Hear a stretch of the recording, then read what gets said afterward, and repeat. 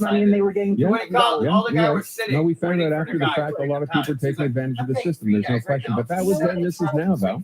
It's always after the fact. Always after the fact. And you know what? Typical Quebec it's like workers. people here in government are brain dead. Nobody can brainstorm. Nobody can come up with a decent I idea. got told you had a meeting baffles without me me. this morning. Okay. What? You had I'm a done. meeting Thank you with for Derek calling, without me Val. this morning. Oh, Love you. While I was doing Bye the work that you told me to do. now. Back to the phone. We're going. Yeah. And he was there. Don't talking disagree with them. necessarily, So I'm right? not going to be there. I think a lot of people probably may School agree. doesn't matter Now, let me over go back to here. the phone. Who's this? What you know Lynn, doesn't go ahead. matter because I told him what's up with the job, so he knows what to do, wrapping up and everything. So if you need anything, you ask him. He's the runner of the show, whether you like it or not. Like, if you don't want to be friends with him at the end of the day, it's fine. But Literally I have running. another thing, which is not quite the same topic, but I'd like to know, no one's approached this topic. The government itself in Quebec Now gave my butt themselves a 30% increase on their pay. Yeah, we did this a long time What ago. did the seniors get? Yeah, seniors got a small increase. Was it like $600 or whatever? We did this. I know. Again, it's an issue. It doesn't get You're all wet. It does when Like suntan lotion. seniors in this country comes up, but it doesn't the rest of the time. At the burp. And I completely understand that. It doesn't seem fair, especially like David Justin Trudeau at one point. I have to burp. Said there would be close to $2,000, right? And it never ended up there. So you have a reason to be upset. I completely get it. Oh, okay. Thank you for the call. Then let me go. John, go ahead. I put Arrow living on it. Hi there. I'm the guy that had the 2 brain surgeries. Yes, we spoke the other day. How you doing? I'm doing all right. You hear from I'm everybody? doing all right. Yeah. Hey? Not really. I'm still fighting. I'm sweating and I'm dying here. But I'm sweating and I'm dying here. Bringing me a fan, Okay. so I'll be able to drive a little bit. But I brought your case up to Arnold Bennett when we had him on. I don't know if you had Okay. I dealt with him a long time ago. He's a wonderful man. I had problems 20 odd years ago when I was renting. Okay. And he really helped me out. He was great.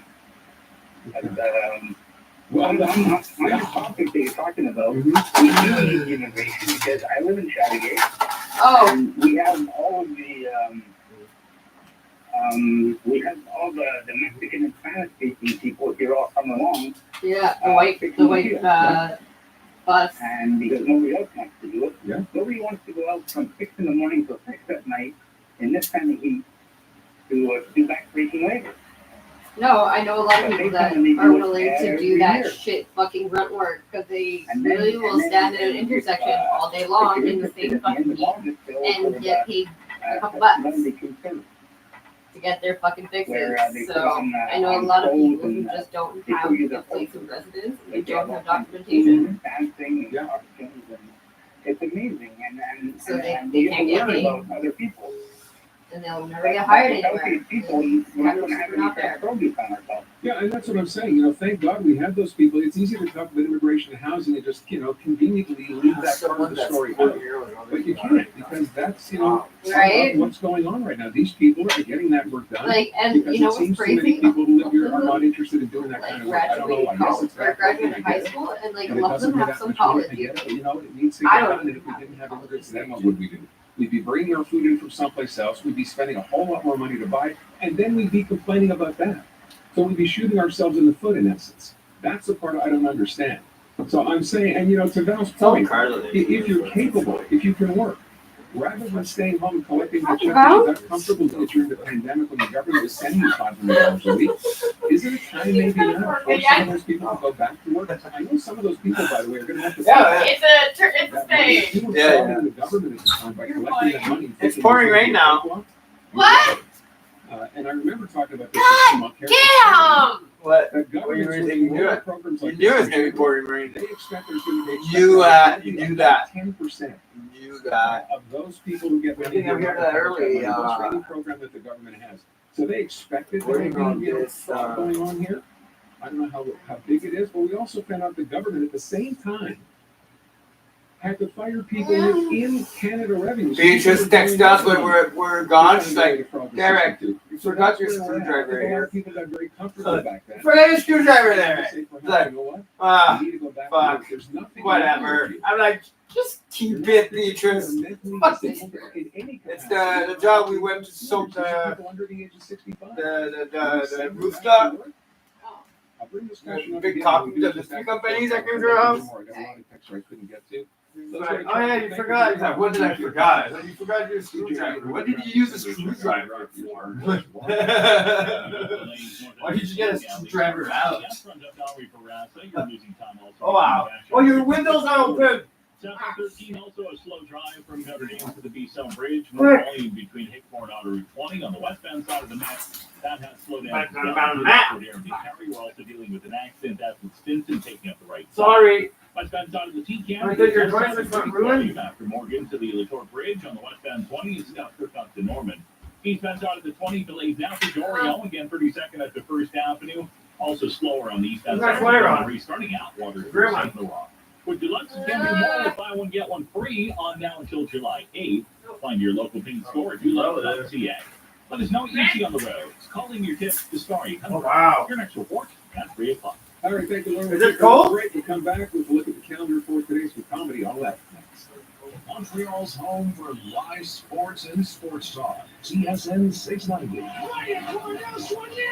The ball's up, he makes the grab. Touchdown, Montreal. When you need to know, when you need to get it off your chest. They did expect to be a playoff team with the talent there, but you just saw them come together as a group better than the sum of their parts. Montreal's Major League Sports Talk lives on TSN 690. When the time comes to choose a new Toyota, never compromise on quality. Buy or lease your new Toyota at Spinelli Toyota. It's the Red Tag Days at Spinelli Toyota. Enjoy an exclusive Spinelli This discount is of still super warm? $3,500 in cash on the Or is the selection of temperature Peugeot dropping? 4 models like the 2024 Double Cab TRD Sport. Available for lease starting at $200 per week for 60 months.